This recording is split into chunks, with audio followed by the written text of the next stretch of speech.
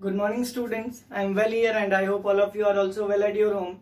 Today we are here to discuss the question answers of chapter number 8, that is body movement. Today we will discuss all the question answers of this chapter. The name of the chapter is body movement. So let us discuss the question answer one by one. The first question is question number 1, that is fill in the blanks. Fill in the blanks.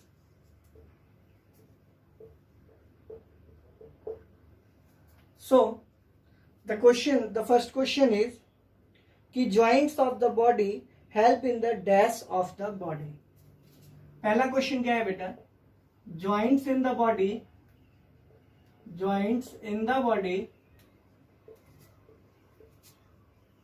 helps in the dash of the body. तो मैंने आपको उसी समय जब हम पढ़ रहे थे इस चैप्टर को तो मैंने आपसे बताया था कि जॉइंट जो होता है किसी भी बॉडी में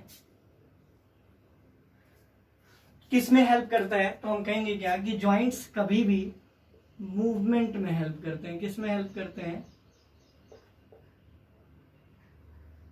मूवमेंट में हेल्प करते हैं. मीन्स व्हाट कि joints in the body helps in the movement of the body. I hope clear है. दूसरा क्वेश्चन क्या कह रहा है कि a combination of bone and cartilage forms the dash of the body. दूसरा क्वेश्चन क्या है? A combination of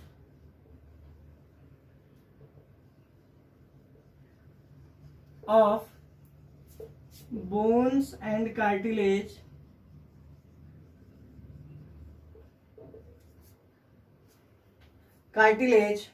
forms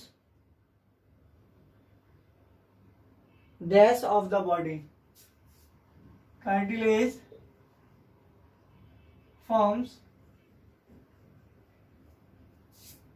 dash of the body. तो इसका आंसर क्या हो जाएगा? स्केलेटन. क्या फॉर्म करता है बेटा? द बोन्स और कार्टिलेज मिलकर क्या फॉर्म करते हैं? स्केलेटन. उसके बाद है the bones at the elbow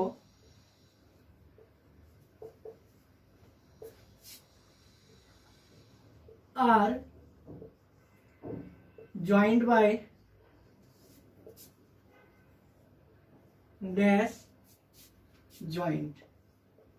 देखिए बेटा ध्यान से, बोन्स जो हैं एल्बो के वो किस जॉइंट से ज्वाइंट होते हैं? तो मैंने आपसे बताया था कि जो जॉइंट केवल एक डायरेक्शन में मूवमेंट को अलाउ करे, और वो क्या है? Hinge joint. I hope clear है. नेक्स्ट है फोर्थ पॉइंट. फोर्थ पॉइंट क्या कह रहा है बेटा?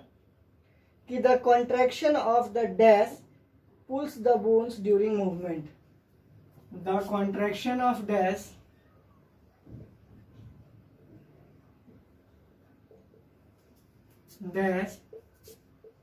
pulls the bone during movement. तो देखो बेटा, कौन बोन्स को धक्का दे सकता है? तो हम कहेंगे क्या कि द कॉन्ट्रैक्शन ऑफ मसल्स. किसका कॉन्ट्रैक्शन? मसल्स का कॉन्ट्रैक्शन जो है वो बोन को पुल करता है. कब? मूवमेंट के दौरान. आई होप क्लियर है. अब हम सेकंड क्वेश्चन की बात करते हैं. सेकंड क्वेश्चन क्या है? इंडिकेट ट्रू और false among the following statement. Indicate true और फॉल्स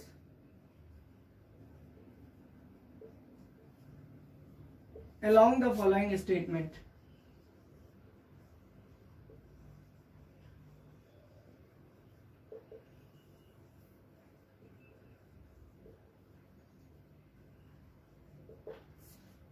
ट्रू और फॉल्स हमें बताना है. स्टेटमेंट्स गिवन है. पहला स्टेटमेंट जो गिवन है, the movement and locomotion of all animal is exactly the same. पहला क्वेश्चन क्या है? The movement and locomotion and locomotion, locomotion का मतलब मूवमेंट होता है बेटा। लोकोमोशन भी क्या है? Movement. In search of food की बात करते हैं तब। The movement and locomotion of all the animals are same, of all the animals are same.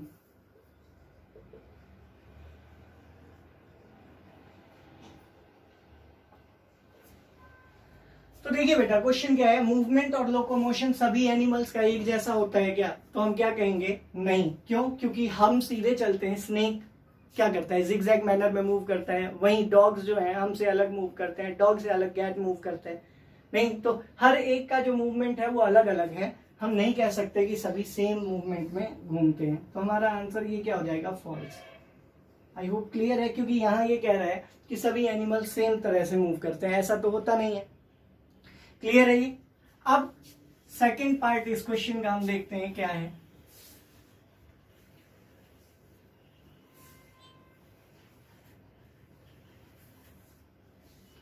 Second part क्या कह रहा है बेटा? सेकंड पार्ट कह रहा है the cartilage are harder than bones. The cartilage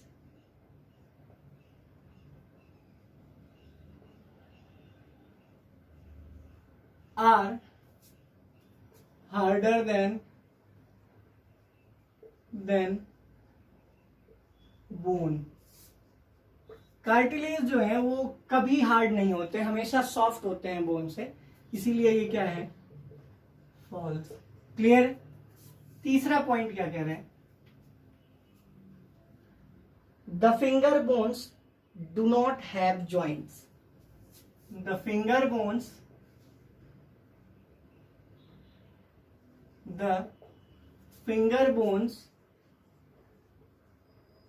do not have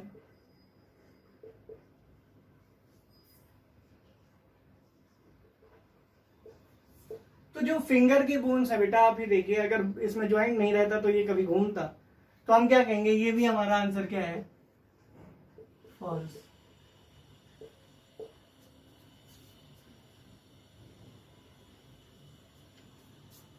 D part क्या है? The forearms has two bones. The four arms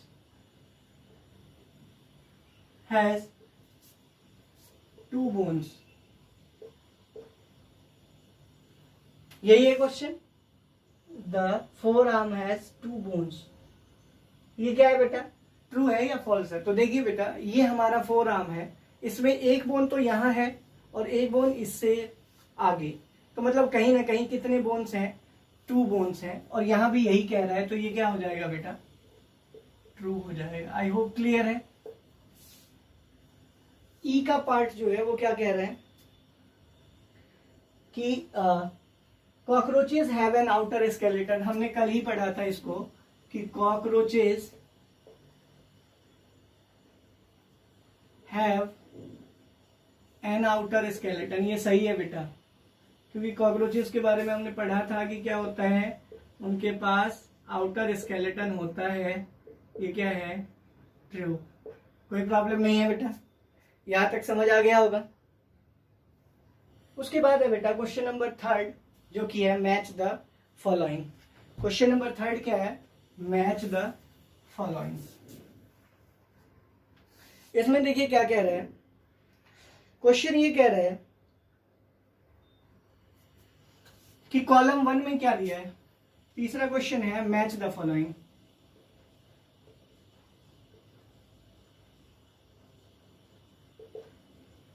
match the following, इसमें पहला पार्ट क्या है? देखिए ध्यान से। पहला पार्ट है कॉलम 1 में upper jaw, fish, reefs, snail. Upper jaw 2, fish तीसरा, रीफ्स चौथा, स्नेल पांचवा, cockroach.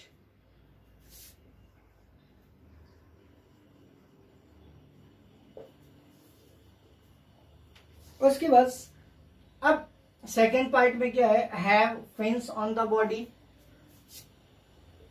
have fins on the body.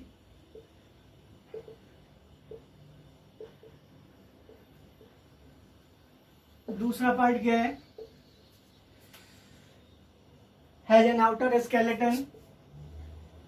Has an outer skeleton. तीसरा पार्ट क्या कह रहा है बेटा? Can fly in the air. Can fly in the air. B. Is an immovable joint. Is an immovable joint.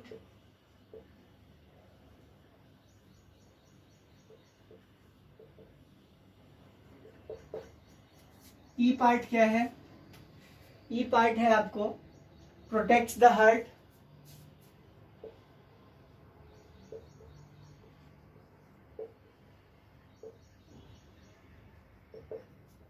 F part क्या है?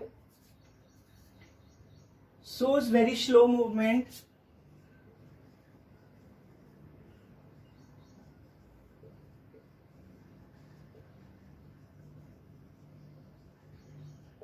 और जी part क्या है बेटा? Have a streamlined body. Have a streamlined body.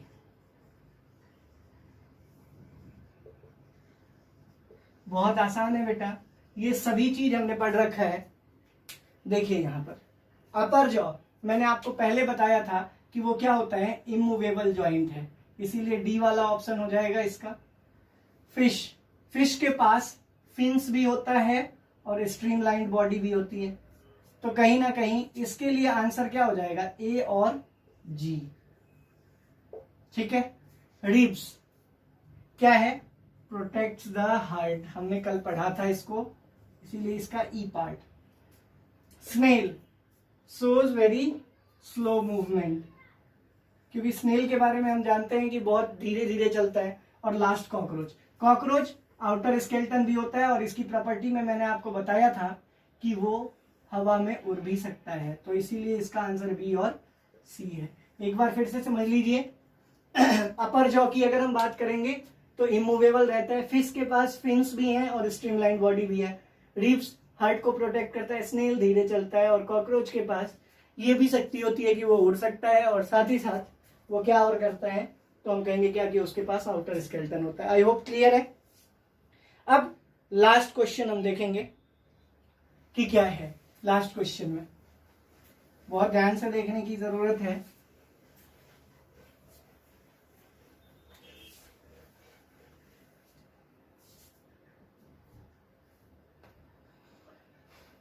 Answer the following. Ball and socket joint क्या होता है? Question number 4 का पहला part. What is ball and socket joint? Ball and socket joint.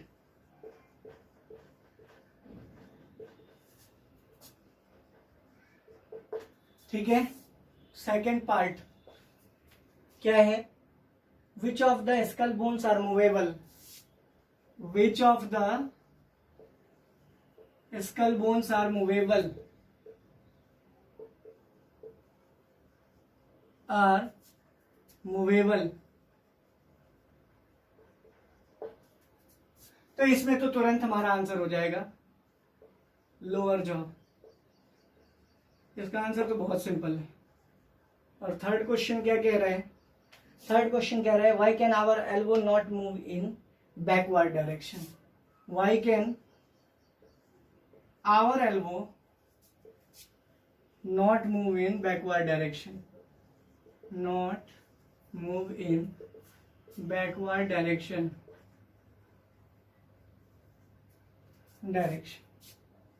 Answer बहुत सिंपल है इसका. हम कहेंगे क्या कि क्योंकि ये हिंग ज्वाइंट से जुड़ा हुआ है जो केवल एक ही डायरेक्शन में मूवमेंट को अलाउ करता है. एज आंसर में हम क्या लिखेंगे? As elbow is joint bye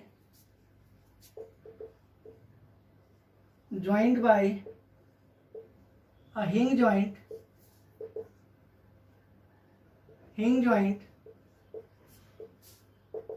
which allows movement in only one direction, allows movement in only one direction, in only one direction, so it moves in forward direction,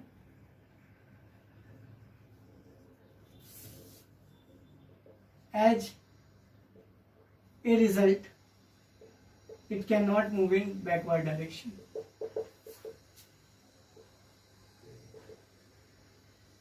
in backward direction. I hope clear है, कोई problem नहीं है,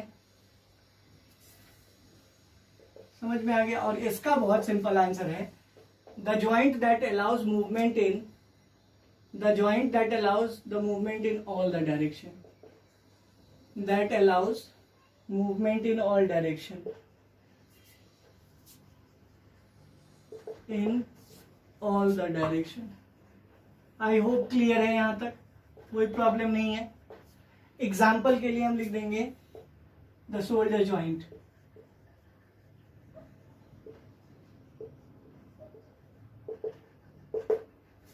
clear है? तो बस इतना ही था इस क्वेश्चन आंसर में. नेक्स्ट क्लास में जब हम मिलेंगे बेटा, तो इससे आगे हम पढ़ेंगे, चैप्टर नंबर 9 को स्टार्ट करेंगे. Till then stay home, stay safe, god bless you.